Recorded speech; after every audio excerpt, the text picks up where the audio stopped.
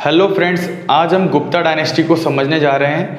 Gupta dynasty से पहले last video के अंदर हमने सातवाहन डायनेस्टी को पढ़ा था। सातवाहन डायनेस्टी साउथ इंडिया के अंदर, साउथ इंडिया में गोदावरी और कृष्णा रिवर के पास वाले एरिया में ये डायनेस्टी जो सातवाहन डायनेस्टी थी वो हमने पढ़ी थी। पर जो आज हम पढ़ने जा रहे हैं गुप्ता डायनेस्टी, ये है नॉर्थ इंडिया में, है ना। नॉर्थ इंडिया के अंदर है और वो किस में थी? साउथ इंडिया के अंदर। नॉर्थ इंडिया के अंदर ये गुप्ता डायनेस्टी काफ़ी लंबे टाइम तक ये चली। इस डायनेस्टी के अंदर हमें 4-5 रूलर्स के बारे में समझना है। तो स्टार्ट करते हैं इस डायनेस्टी को, ठीक है। तो आती है गुप्ता डायनेस्टी। सबसे पहले तो इस डायनेस्टी को स्टेबलाइज किसने किया, फाउंडर कौन है, किसने बनाई इस डायनेस्टी को? तो पहला पॉइंट तो वही होता है कि इस डायनेस्टी को किसने फाउंड किया, है ना। तो गुप्ता डायनेस्टी को आज हम समझ रहे हैं। गुप्ता डायनेस्टी के फाउंडर कौन है, मतलब किसने इसको बनाया? तो श्री गुप्त, है ना। गुप्ता या गुप्त डायनेस्टी, तो श्री गुप्त या Shri Gupta was the founder of Gupta dynasty. Gupta dynasty का फाउंडर कौन है? तो श्री गुप्त। समझ गए बात को। और कब फाउंड की थी? तो आप याद रखेंगे 275 एडी में। अब हम एडी में पहुंच गए, ठीक है। पहले हम पढ़ते थे बीसी, अब कहाँ हो गए? एडी में आ गए, ठीक है। अब जो नंबर और ईयर सेम बढ़ेंगे, मतलब ईयर भी बढ़ेंगे तो नंबरिंग में भी बढ़ेगा, ठीक है। 275 एडी के अंदर श्री गुप्त ने गुप्ता डायनेस्टी को क्या किया था? फाउंडर किया था, स्टेबलाइज किया था, ठीक है। इसमें सिर्फ एक ही पॉइंट है, श्री गुप्त का सिर्फ इतना सा याद रखना आपको, ठीक है। अगला आता है श्री गुप्त के बाद। श्री गुप्त के बाद इसी का जो सन है, इसी का जो बेटा है वो आता है घटोत्कच, है ना। आफ्टर श्री गुप्त घटोत्कच बिकम गुप्ता रूलर, है ना। घटोत्कच क्या बनता है? अगला गुप्ता रूलर बनता है श्री गुप्त के बाद, ठीक है। और इसने अपने आप को एक टाइटल दिया था, एक उपाधि दी थी, एक टाइटल दिया था। हिज टाइटल वॉज क्या था? महाराजा। याद रखना, महाराजा जो टाइटल था वो किसको मिला था? तो घटोत्कच को। और घटोत्कच किसका रूलर है? गुप्ता डायनेस्टी का, ठीक है। यहाँ से क्वेश्चन बन सकता है, तो याद रखें। अगला पॉइंट आता है, अगला पॉइंट नहीं नोट है, क्योंकि श्रीगुप्त और घटोत्कच, श्रीगुप्त और घटोत्कच के अंदर सिर्फ एक एक पॉइंट ही है। और जो बाकी रूलर है, 4-5 रूलर जो हमें पढ़ने हैं, उनके अंदर 4-5 पॉइंट हैं सबके अंदर, पर इन दोनों में सिर्फ एक एक ही पॉइंट है। तो एक नोट डाल के श्रीगुप्त के बारे में एक बात और है, तो मैंने उसको नोट डाल के आपको समझाया है, ठीक है। इन प्रयाग प्रशस्ति, समझे, इंपॉर्टेंट नोट है।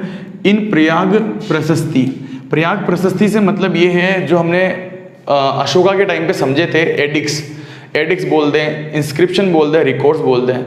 जो क्या करते हैं? पत्थर पे लिखा देते हैं। जो राजा लोग अपनी बातों को जो पत्थर पे लिखाते थे उन्हें क्या बोलते हैं? इंस्क्रिप्शन या फिर एडिक्स बोलते हैं। अशोका के टाइम पे हमने ये समझा था अच्छे से। तो उसी में से एक है जिसका नाम है प्रयाग प्रशस्ति। प्रयाग प्रशस्ति के अंदर Samudragupta has described, Samudragupta has described. Samudragupta कौन है? तो अभी हम राजा पढ़ रहे हैं, तो एक तो राजा, सबसे पहला राजा कौन आया? सबसे फर्स्ट किंग कौन आता है? श्रीगुप्त। श्रीगुप्त के बाद कौन आएगा? घटोत्कच। घटोत्कच के बाद आएगा चंद्रगुप्त फर्स्ट, फिर आएगा समुद्रगुप्त। तो इस तरह से ये जो चौथा रूलर है किसका? गुप्ता डायनेस्टी का 4th रूलर है समुद्रगुप्त, ठीक है। उसी की बात यहाँ पे कर रहे हैं। अभी आगे इसको डिटेल में भी हम पढ़ेंगे कि समुद्रगुप्त ने क्या क्या किया और किस तरह से, मतलब सारी बातें इसके बारे में, ठीक है। समुद्रगुप्त प्रयाग प्रशस्ति के अंदर क्या करता है? डिस्क्राइब करता है। समुद्रगुप्त प्रयाग प्रशस्ति में डिस्क्राइब करता है हिमसेल्फ, अपने बारे में, एज, अपने आप को या अपने बारे में क्या बताता है? The great grandson of Shrigupta. वो अपने आप को ग्रेट ग्रैंडसन, मतलब बेटे का बेटा, ठीक है। तो इसे बोलते हैं ग्रेट ग्रैंडसन, मतलब परपोता एक तरह से, ठीक है। तो अपने आप को समुद्रगुप्त किसका परपोता या ग्रेट ग्रैंडसन बताता है? श्रीगुप्त का। और ये बात हमें कहाँ से पता चलती है? ये जो पॉइंट है, ये जो बात पता चलती है, वो प्रयाग प्रशस्ति के अंदर ऐसा लिखा हुआ है, लिखा रखा है समुद्रगुप्त ने अपने बारे में। तो ये इंपॉर्टेंट पॉइंट था कि प्रयाग प्रशस्ति के अंदर समुद्रगुप्त ने डिस्क्राइब किया हुआ है अपने बारे में, अपने को बोला हुआ है कि ग्रेट ग्रैंडसन हूँ किसका? श्रीगुप्त का। समझ में आ गया ना पॉइंट? अब हम समझते हैं गुप्ता डायनेस्टी के नेक्स्ट रूलर को, जिसका नाम है चंद्रगुप्त फर्स्ट। किसको पढ़ेंगे अब हम? चंद्रगुप्त फर्स्ट को। आपको याद होगा पहला जिसने इसको स्टेबलाइज किया था या फाउंडर था उसका नाम था श्रीगुप्त, उसका जो सन था घटोत्कच, ठीक है। और घटोत्कच का भी सन कौन है, तो चंद्रगुप्त फर्स्ट। तो ये तीसरा रूलर है गुप्ता डायनेस्टी का, ठीक है, चंद्रगुप्त फर्स्ट। इसके बारे में देखें पॉइंट क्या क्या है। तो आफ्टर घटोत्कच, घटोत्कच के बाद में ही सन, इसका सन जो होता है चंद्रगुप्त फर्स्ट, चंद्रगुप्त फर्स्ट ही क्या बनता है, बिकम अ गुप्ता रूलर। इसके बाद घटोत्कच के बाद चंद्रगुप्त फर्स्ट क्या बनता है, गुप्ता रूलर बनता है। समझ में आ गया। फर्स्ट पॉइंट तो बहुत सिंपल है। सेकंड पॉइंट देखो, ही अटेंड द टाइटल ऑफ महाराजाधिराज। इसने मतलब चंद्रगुप्त फर्स्ट ने क्या किया था, एक टाइटल धारण किया था, एक टाइटल लिया था जो था महाराजाधिराज। ये पॉइंट इंपॉर्टेंट है। महाराजाधिराज जो टाइटल है वो किसने लिया था, और ये फर्स्ट टाइम है, इसने पहली बार ये टाइटल का यूज किया है चंद्रगुप्त फर्स्ट ने। इससे पहले भी हमने एक टाइटल देखा था महाराजा, महाराजा जो टाइटल था वो घटोत्कच ने लिया था, और महाराजाधिराज किसने लिया है, चंद्रगुप्त ने, चंद्रगुप्त फर्स्ट ने। आ गया समझ में। नेक्स्ट पॉइंट देखो इसके अंदर, he married the Licchavi prince Kumar Devi. Licchavi prince Kumar Devi, Licchavi prince जो थी कुमार देवी, कुमार देवी से ये क्या करता है, मैरिज कर, शादी करता है। कौन, चंद्रगुप्त फर्स्ट। तो कुमार देवी से कौन मैरिज करता है, तो चंद्रगुप्त फर्स्ट। ये था हमारा ये पॉइंट। और अगला और लास्ट पॉइंट आता है चंद्रगुप्त फर्स्ट के अंदर, Chandragupta first start an era. यहाँ पे जो एरा से मतलब है कैलेंडर से है। जैसे आप जानते होगे कैलेंडर जो होते हैं, एक विक्रम संवत कैलेंडर चलता है, इसी तरह से ये भी एक कैलेंडर चलाया था चंद्रगुप्त फर्स्ट ने। चंद्रगुप्त फर्स्ट ने एक कैलेंडर चलाया था which is famous by the name of Gupta era. Gupta era या गुप्ता संवत है ना, संवत बोलते हैं विक्रम संवत, वैसे गुप्ता संवत भी बोलते हैं। तो गुप्ता संवत जो चलाया था, कैलेंडर चलाया था, वो कैलेंडर मतलब संवत चलाया था, वो किसने चलाया था, चंद्रगुप्त फर्स्ट ने। तो ये सारे पॉइंट इसके काफ़ी इंपॉर्टेंट है। केवल 4 पॉइंट ही है, ज़्यादा पॉइंट नहीं है, मगर चारों ही पॉइंट बहुत ज़्यादा ही इंपॉर्टेंट है चंद्रगुप्त फर्स्ट में। तो अब नेक्स्ट रूलर को पढ़ते हैं, समुद्रगुप्त को समझते हैं। चंद्रगुप्त फर्स्ट के बाद गुप्ता डायनेस्टी का अगला रूलर आता है समुद्रगुप्त। समुद्रगुप्त जो होता है चंद्रगुप्त का सन है, और वही अगला रूलर बनता है। वो अगला सक्सेसर भी है, उत्तराधिकारी भी है। तो अगला रूलर कौन बनता है, समुद्रगुप्त बनता है। तो समुद्रगुप्त के कुछ पॉइंटों को समझ लेते हैं। तो इसमें फर्स्ट पॉइंट तो वही आता है, Chandragupta first appointed Samudragupta as his successor.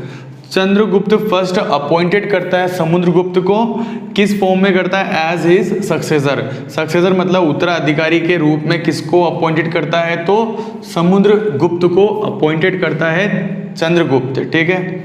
अगला पॉइंट आता है, his ideal were conquering and unifying India. इसका आइडियल मतलब किसका, समुद्रगुप्त का।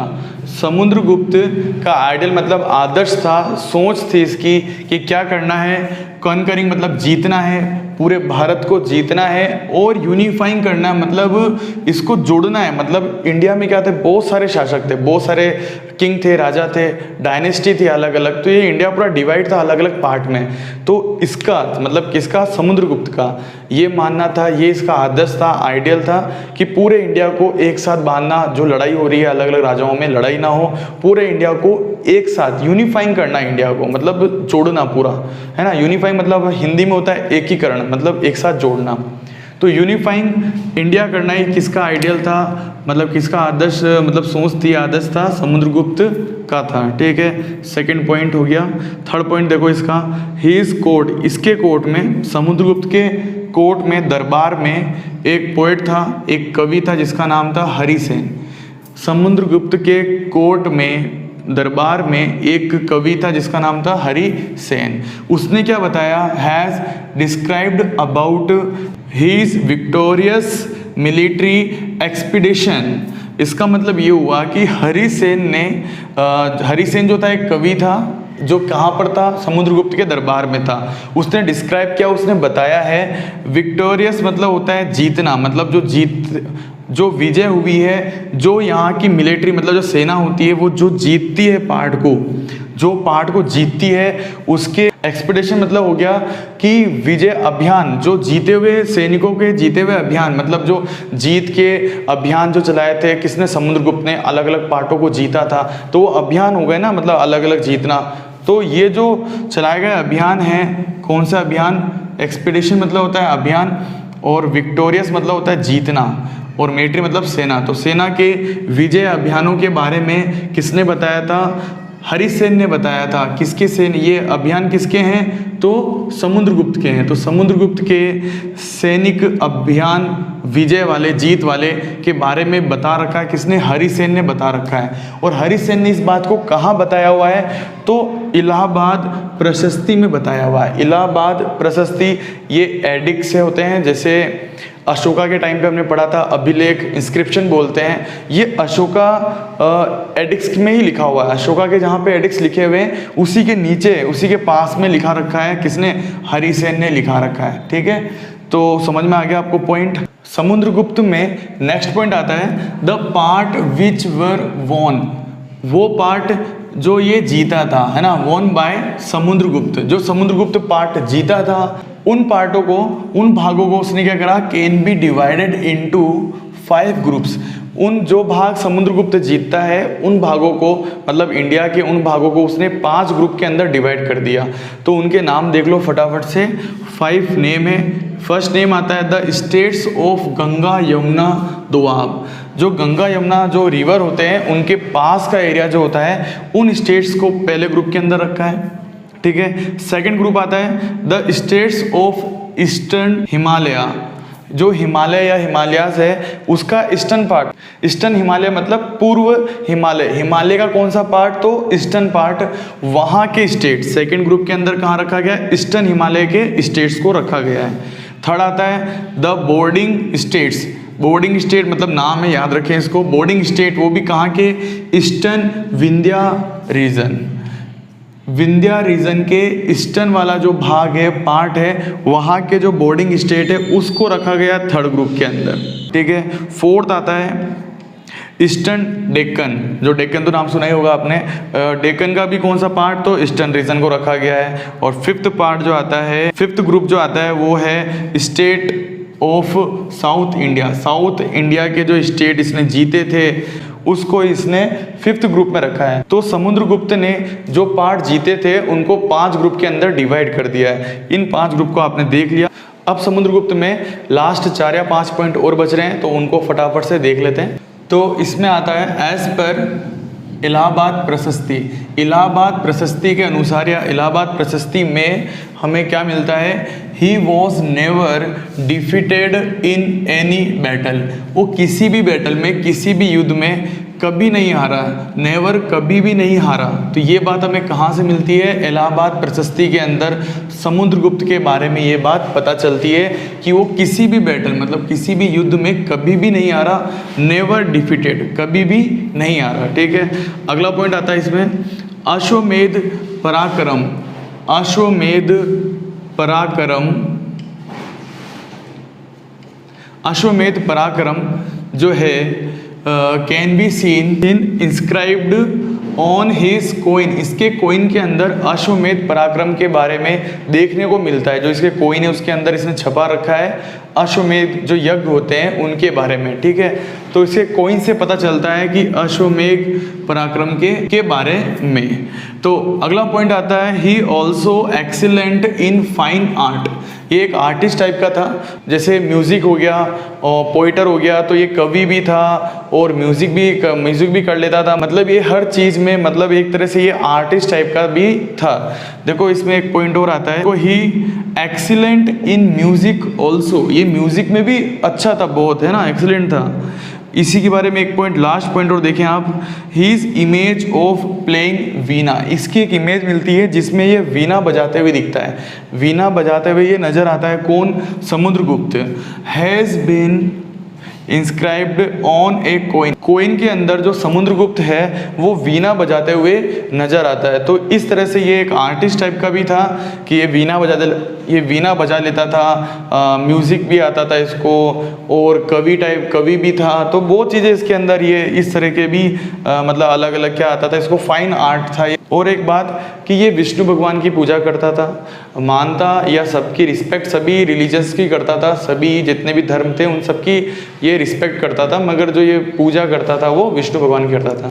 ये था समुद्रगुप्त के बारे में, और अगले वीडियो के अंदर हम पढ़ेंगे गुप्ता डायनेस्टी के बचे हुए रूलर्स के बारे में। Thank you very much.